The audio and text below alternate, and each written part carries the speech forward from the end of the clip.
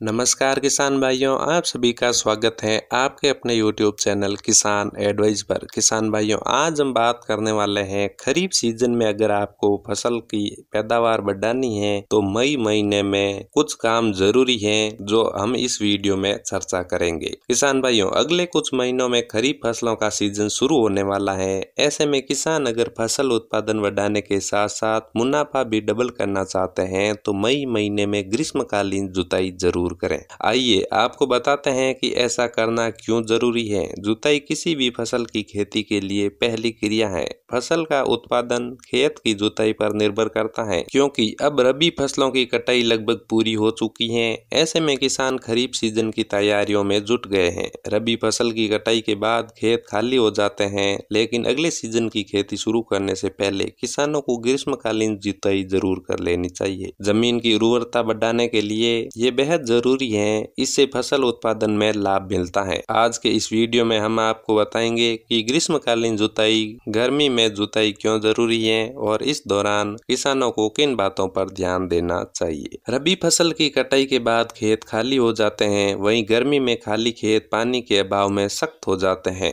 जिससे बचने के लिए खेत की ग्रीष्मकालीन जुताई बेहद जरूरी है। कृषि वैज्ञानिकों की माने तो खेत में केमिकल फर्टिलाइजेशन से जमीन के 6 इंच तक मिट्टी सख्त हो जाती है, जिससे खरीफ के सीजन में कल्टीवेटर से जुताई करने पर खेत में 3 इंच तक की जुताई हो पाती है। इससे खेत का कड़ी मिट्टी टूटती नहीं है और जड़ों का विकास नहीं हो पाता है। इसके लिए किसानों को गर्मी के मौसम में एक बार ग्रीष्मकालीन जुताई करना बेहद जरूरी होता है। मई में आप ग्रीष्मकालीन जुताई कर सकते हैं। ग्रीष्मकालीन जुताई करने का सबसे उपयुक्त समय मई का महीना ही होता है। इस समय मौसम में तापमान बहुत ज्यादा होता है। इस दौरान जमीन के अंदर कीड़े मकोड़े घर बना लेते हैं। वहीं जुताई से पहले मिट्टी उलटती है, वहीं जुताई करने से मिट्टी पलटती है, जिससे कीड़ों के साथ उनके अंडे और घर नष्ट हो जाते हैं। इससे वो आगे खरीफ की फसल को नुकसान नहीं पहुंचा पाते। साथ साथ जुताई के बाद मिट्टी के अंदर हवा का भी संचार होता है। ग्रीष्मकालीन जुताई 6 इंच तक करें और ग्रीष्मकालीन जुताई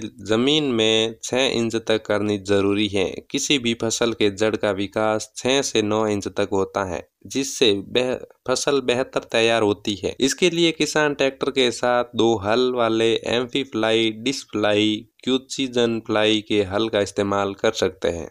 इससे खेत में 6 इंच तक गहरी जुताई हो जाती है। जुताई करने पर बारिश होने के बाद खेत में पानी ठहरता है, जिससे मिट्टी में नमी बनी रहती है। और किसान भाइयों, अब हम बात करने वाले हैं ग्रीष्मकालीन जुताई के लाभ क्या हैं। मिट्टी में होती है कार्बनिक पदार्थों की बढ़ोतरी। मिट्टी के पलट जाने से जलवायु का प्रभाव सुचारू रूप से मिट्टी में होने वाली प्रतिक्रियाओं पर पड़ता है और वायु तथा सूर्य के प्रकाश की सहायता से मिट्टी में विद्यमान खनिज अधिक सुगमता से पौधे के भोजन में परिणत हो जाते हैं। ग्रीष्मकालीन जुताई कीट एवं रोग नियंत्रण में सहायक है। हानिकारक कीड़े तथा रोगों के रोग कारक भूमि की सतह पर आ जाते हैं और तेज धूप से नष्ट हो जाते हैं। ग्रीष्मकालीन जुताई मिट्टी में जीवाणु की सक्रियता बढ़ाती है तथा यह दलहनी फसलों के लिए अधिक उपयोगी है। ग्रीष्मकालीन जुताई खरपतवार नियंत्रण में भी सहायक है। कांस, मोथा आदि के उखड़े हुए भागों को खेत से बाहर फेंक देते हैं। अन्य खरपतवार